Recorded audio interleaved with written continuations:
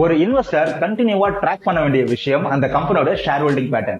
ஒரு share holding பேட்டர்னை நம்ம ட்ராக் பண்ண சொல்ல அந்த கம்பெனியோட ஃபியூச்சர் அண்ட் growth பத்தி ஓரளவுக்கு நம்மளால ப்ரெடிக்ட் பண்ண முடியும். ஒரு ஷேர் ஹோல்டிங் பேட்டர்ன் அப்படின்னா ஒரு நிறுவனத்துல எக்ஸிஸ்டிங் ஷேர்ஸ்ல எவ்வளவு பர்சன்டேஜ் ஆஃப் ஷேர்ஸ் வந்து ப்ரொமோட்டர் வச்சிருக்காங்க, கவர்மெண்ட் எவ்வளவு ஹோல்டிங் வச்சிருக்காங்க, டிஐஏன்னு சொல்லக்கூடிய இந்தியன் மியூச்சுவல் ஃபண்ட் கம்பெனிஸ் எவ்வளவு ஹோல்டிங் வச்சிருக்காங்க, பிளஸ் எஃப்ஐஐ அண்ட் எஃபிஐ எவ்வளவு ஹோல்டிங் வச்சிருக்காங்க, இது இல்லாம இன்சூரன்ஸ் கம்பெனிஸ் அண்ட் பேங்க் எவ்வளவு ஹோல்டிங் வச்சிருக்காங்க, பிளஸ் பப்ளிக் எவ்வளவு ஹோல்டிங் வச்சிருக்காங்க அப்படிங்கிற அந்த லிஸ்ட்டை தான் நம்ம ஷேர் ஹோல்டிங் பேட்டர்ன் அப்படின்னு சொல்றோம். இப்போ ஒரு கம்பெனில ப்ரொமோட்டருடைய ஹோல்டிங் வந்து தொடர்ந்து கம்மியாயிட்டே போச்சு அப்படின்னா அந்த நிறுவனத்துல இன்வெஸ்ட்மெண்ட் பண்றதை அவாய்ட் பண்றது நல்லது.